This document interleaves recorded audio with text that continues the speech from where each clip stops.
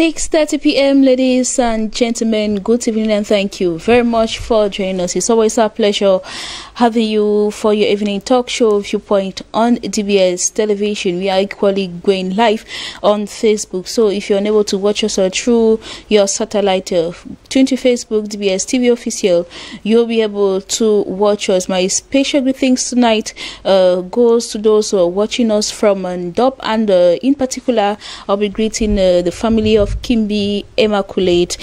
That said, we are honored again to have Apostle Tabi Simon Eyong of Graceland Christian Assemblies. We had him sometimes back, and he's back again for issues as far as the society is concerned. Good evening to you, Apostle, founder of Graceland Christian Assemblies. Good evening, Vanessa. You're welcome. Good evening, viewers. Thank you. Our pleasure always having you, and thank you very much for always making our time. The pleasure is mine. Manga Venashus, you are welcome, and special greetings to you. Good evening, Vanessa. Special greetings to you.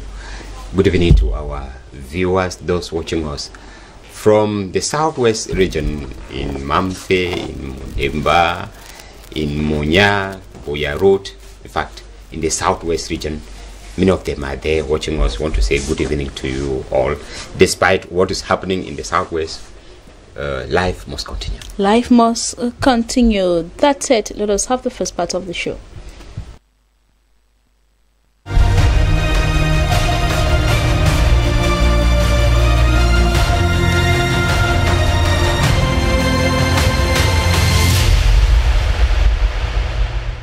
You are all welcome. Can we trace the hatred in our society to lack of love in our families? Apostle. Yeah, we can trace the hatred in our family due to the problem of love, problem of hatred in our society. Yes. Yes. Lack of love is one of the sources of this problem, but not just that. There are many others. There are many others. And not just lack of love in the family. Lack of love within us as individuals before it gets to the family. All right. Mangavenashus. Yes, we can trace it to lack of love. Yes. And should we blame anyone for the situation of families in our society? Mangavenashus? Yes, Vanessa, we should. Yes. Apostle. All of us are to blame. Everybody. Yes. Not just because anyone. Everybody has a role to play. All right. If everyone could play his role, then this issue would be eradicated. Everybody. Yeah. Let us have the debate.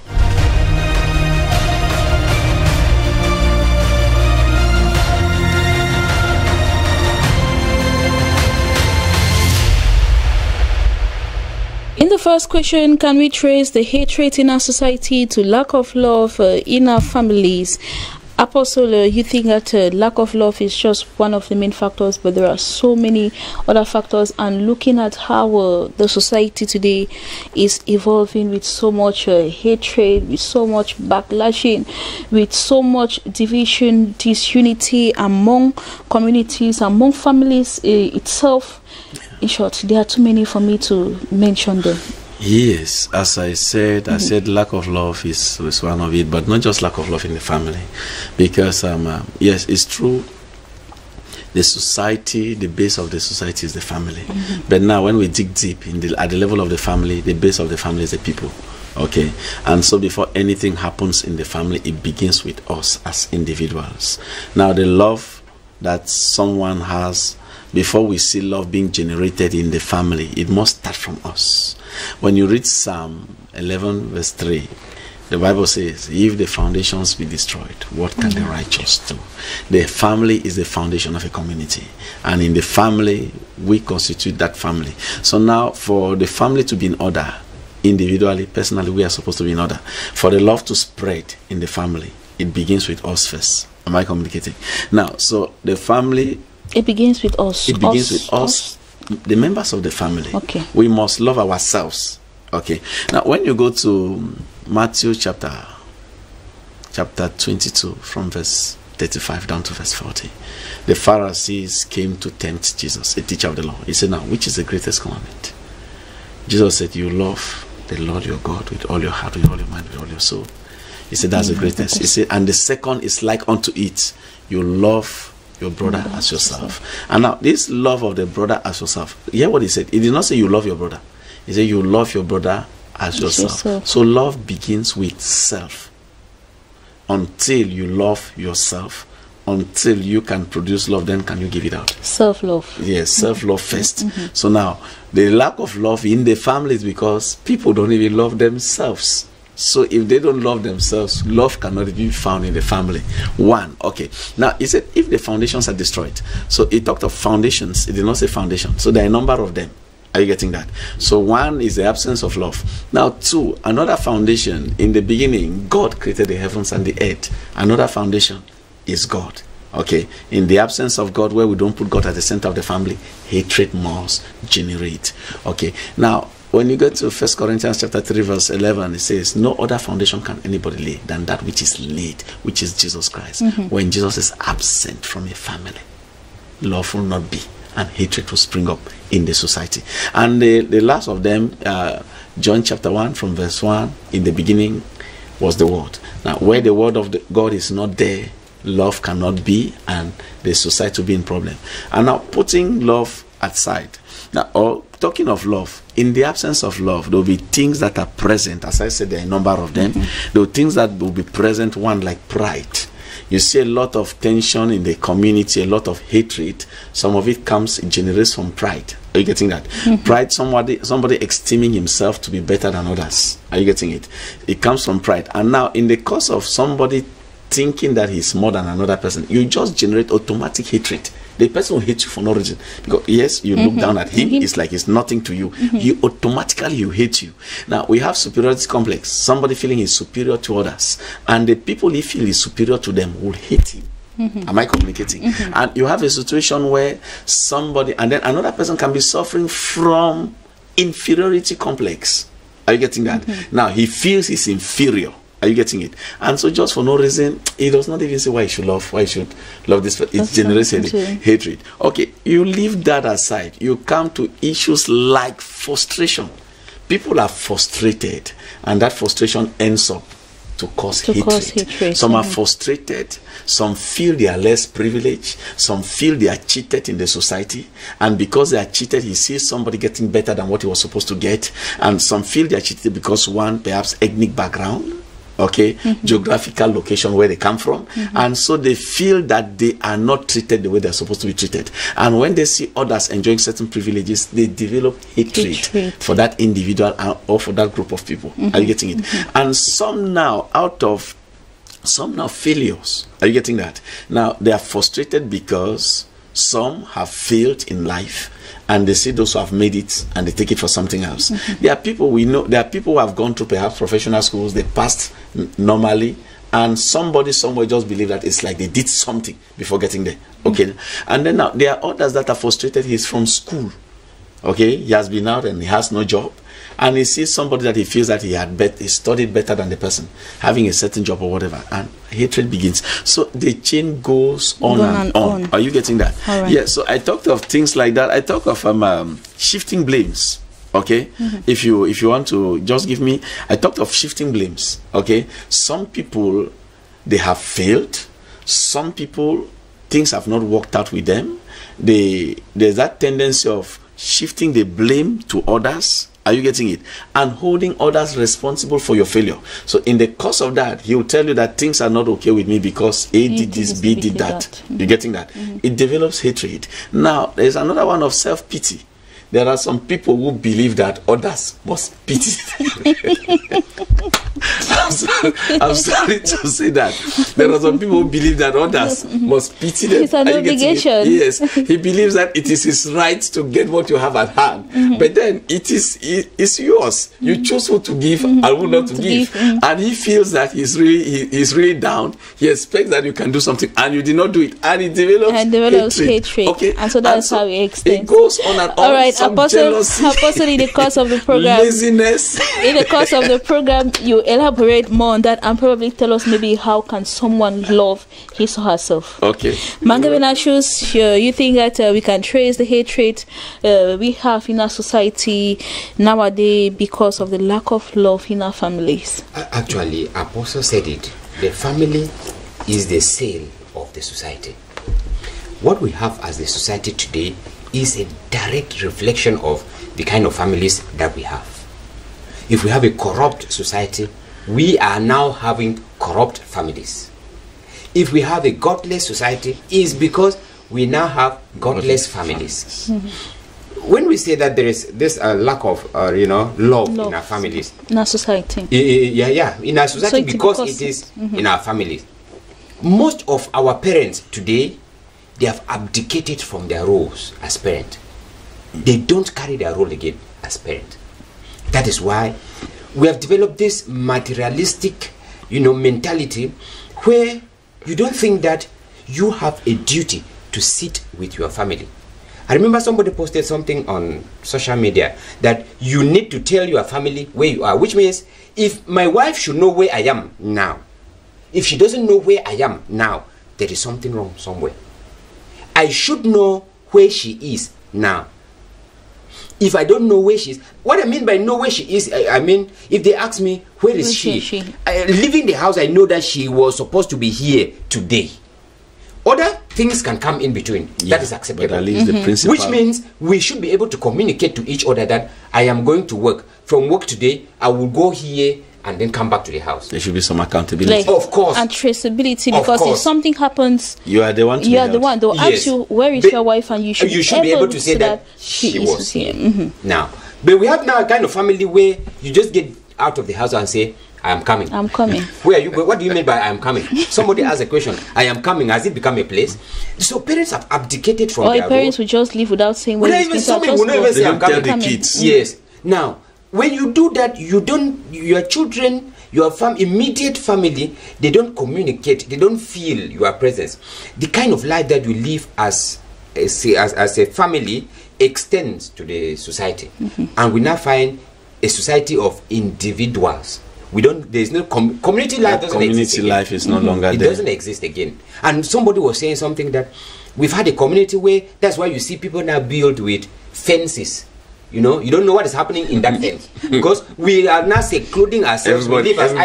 And prisons have been fenced. Prisons, of course. So indirectly, people have put themselves in prisons. So we don't live a community kind of life again. It is that kind of secluded life. Somebody called either stinginess, either self-centeredness, either selfishness. All this put together, you find yourself. Everything is you. That is why you don't care about who lives next door. You don't care about who is there. It starts from the family.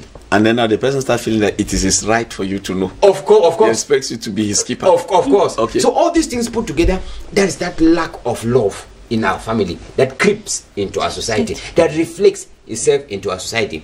If our parents should be able to sit with our children, the kind of societal of children misbehaving in our society, where are these children coming from? They are from our families. Yes. Parents don't sit down with their children and tell them that you don't do this. You don't sit down with their parents and tell them that you don't see an elderly person. I will tell you that there are some parents that intentionally teach their children to hate others. Of course. And that is it. From the family. Tell me how that child will get into the outer society now and will try to appreciate another human being as a human being. Where in the family, okay, what about the family where you see parents fighting? How would that child live in the society? Fighting is a norm. Fighting is a normal way of doing things according to that child. It started from the family. We are having this kind of family where everybody is a society where everybody wants to amass as much wealth as possible. Everybody is becoming so egoistic in the family, in the society. It starts from the family. If you people cannot know that in the family, the well-being of my brother, the well-being of my sister, the well-being of my wife, the well-being of my husband, of my children depends on me. It is the same thing that we do in the society. That is why when you go for occasion, you see somebody, because they say you test somebody's integrity when he is in front of food.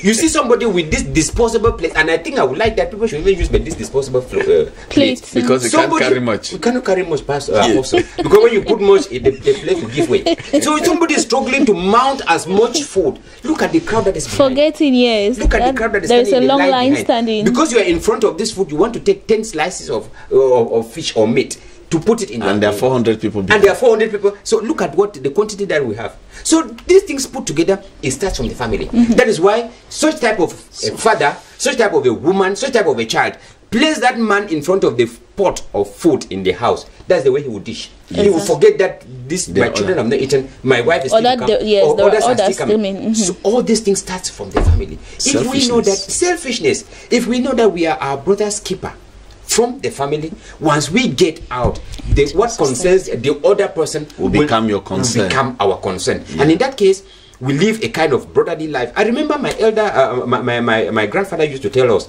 that in those days, they never tell you that, come and let us eat. In those days, in the village, it was difficult not to eat.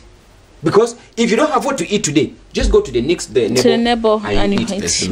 But today, how will you go to the next neighbor when there's a fence? Okay. And they used to tell us that when you come to town, when you come to town, they will tell us, when you visit, you know what they do? They give you an album so that you go through, look at pictures. They don't think of entertaining you. And white man mentality, they have tell us that when you want to visit me, call me and tell me that you are coming, because so that we know how to prepare that you are coming. In Africa, we don't do that. In Africa, we did not do that. You cook food because you don't know who is going to visit.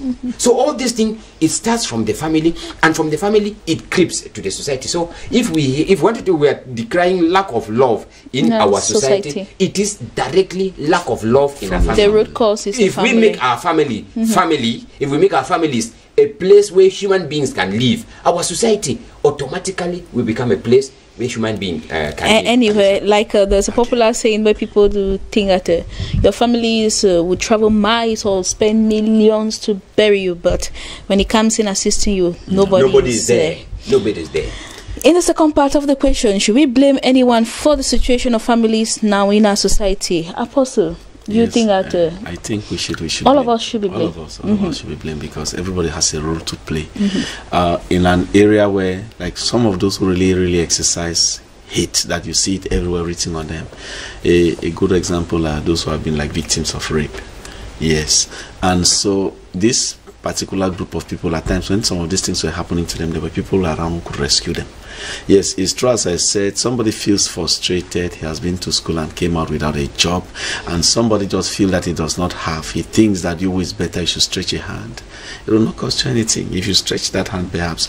I have seen a situation, if you stretch that hand, you save so many things. I've seen situations where somebody was like supposed to be robbed, but because when passing, he just say, hey, hi guys, how are you people, this and that, oh please, he knows these guys are jobless, these are just guys in the quarter, okay, have this 200 francs and get some puff. And he's passing with his car.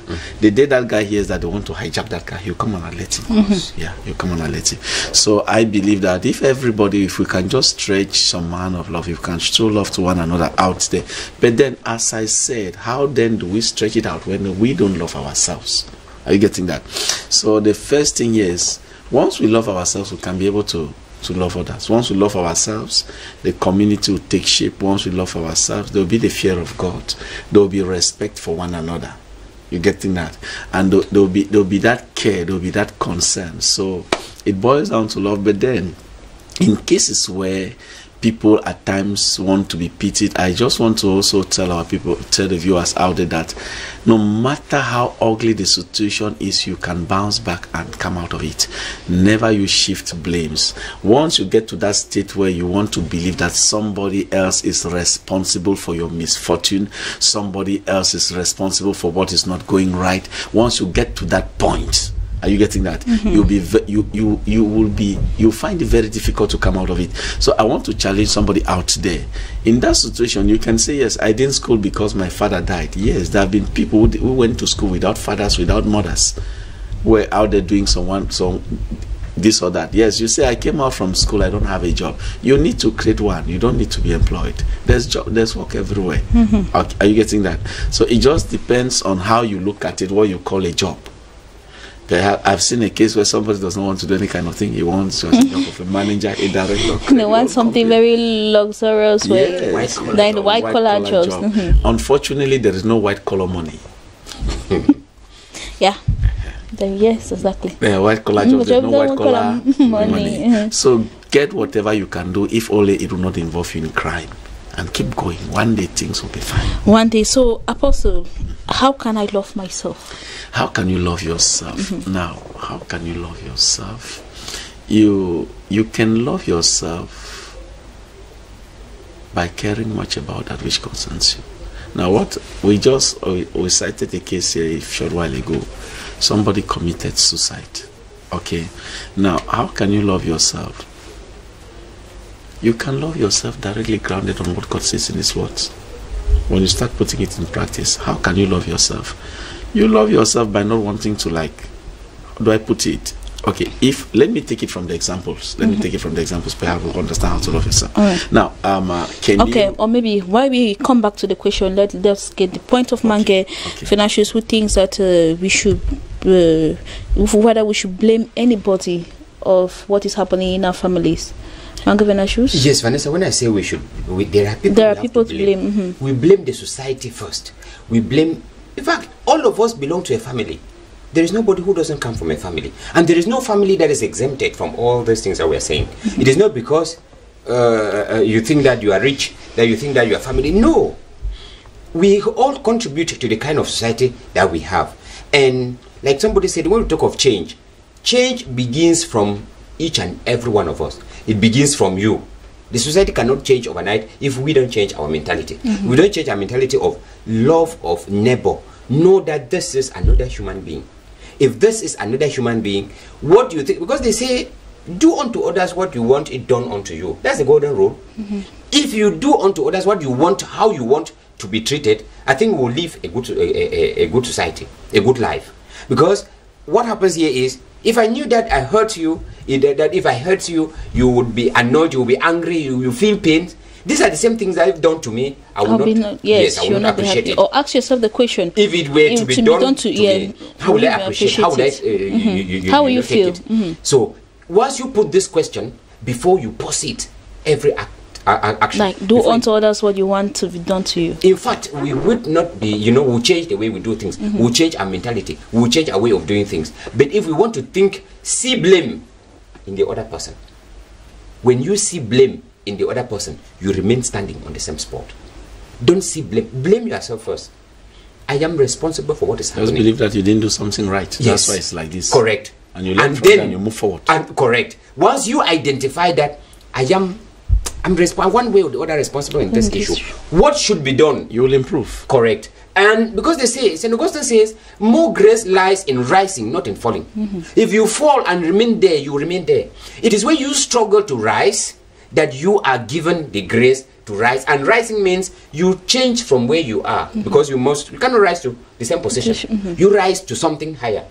And if you remain lying down, you remain on the same spot. So it is identifying where you went wrong, identifying what is not good in the way you are, in your approach, the way you do things, and then carry out the initiative or take the initiative of improving, of changing, of moving on. And the problem people have is that people don't want to change. Of course, that's where the problem lies, because they prefer to lie on the same spot. Because is that pride? They want then situations. Is that pride? Or what could it be? To an extent, it's pride. To an extent, is greed. To an extent, it's indiscipline. Yes. Because for every change to be effected, there must be a level of discipline and sacrifice. Sacrifices. Yes. People don't like it. They don't want to change. They don't want to change their style. If you keep doing the same thing, you keep having the same results. So people don't want to change, but they want situations to change. You're getting that? And so you must be ready. It's pride. You must be ready to get to a point where you can say, I am wrong, or what I'm doing is not okay. Yes. And let me use a different approach. And from there, you can accept it. So a lot of people claim to be humble, but they are not meek. Exactly. Okay. They are not meek, because what is humility? Is somebody pulling a long face or trying to be a very calm person, this and that. But meekness now is the ability to be taught. The ability yes, to be taught, or the ability to accept that I don't know, and you learn from someone else. Meekness is the ability to get to that point where you know that somebody else knows what you don't know, and you are ready to learn from the person. Then you can move forward. Yes. Mange Financials. Yes. So Vanessa, what we need to say here is just simply that we understand that the society is what it is because we have contributed negatively to this. And if we understand it that way, all we need to do is make a willful, Apostle was saying it, you must understand that I've done this, and then change. Yes, change. And changing cannot come without sacrifice. Yes. You must sacrifice. You must be able to move out of your comfort zone to get into something uncomfortable for the better. Yeah. Yes, struggle to get into an uncomfortable zone so as to improve. In that way, we change the way our families look like. In that way, we change the way our society looks like. You change even the way you eat. You change even the way you eat. You change the way you dress. Of course. You change the hours you spend outside. All this, you discipline yourself. Yes, you discipline, because you cannot discipline yourself and you still live in the same comfort zone. It is not possible. Discipline means cut off those things that made you do or always make you do what you have been doing. And it has never been easy to cut them away. So when you cut them away, you must feel some lack, some void, some pain, some deprivation, all this put together. For good. So as you ask that, how then do you love yourself? You love yourself. Place value in yourself. That's just what I can see. When you place some value in yourself, there's a certain level of treatment that you begin to give yourself, and from there now you can do the same thing to others. Just as Mr. Mange said, you do unto others what you want them to do unto you. Because where there is love, Jesus said, you love your neighbor as yourself. Okay, he said, on these two hangs all the laws and all the prophets. Now, you love somebody. If you love somebody, you will not cheat the person. If you love somebody, you will not tell lies against the person. If you love somebody, you will not kill the person. If you love somebody, you will not abuse the person. Someone you love, you cannot even bypass the person without greeting. So once this is in place, the rest will follow. And of course, and where there is love, there is unity, there is progress. Everything just happens on its own. Naturally. You don't need to. People struggle in the absence of love, but when love is present, everything moves on. Everything moves on. So looking now at the way our society is and so much hatred going on, what could you tell the individuals watching? So now, what can we do to remedy, to bring back that togetherness in Cameroonians? To bring back that togetherness in Cameroonians, the first place is, a lot of people are wounded, a lot of people are injured, and so we should be ready. You should be ready to let go. You should be ready to let go. You should be ready to forgive, and you should really treat the next person. The key to put all of us together and eradicate this, the brotherly love. Are you getting that? Now, when we talk of the brotherly love here, that kind of love, like, this is my biological brother. We didn't choose to be born by the same mother. We didn't choose to be born by the same father. But whatsoever happens, we didn't choose to come from this region or that region. He remains my brother. When you have that mindset, there have never been a problem that people have problem. One person stopped bearing the father's name. We'll remain children of the same person. Are you getting that? So when the brotherly love, I can say that is what will cement the entire society. That is what will cement the entire society. Thank you very much, Apostle, for coming. I'm not going back empty anyway. Okay. And hope that our televiewers also back at home, you must have learned one thing or the other in order to outburst that love you have in you by loving yourself. First of all, I will use this opportunity to greet a social media influencer, Delhi singer Philip. She is the promoter of Delhi's Matchup, and she promotes a lot of self-love. My special greetings to you, mother, in quotes. That's it. Thank you very much for watching.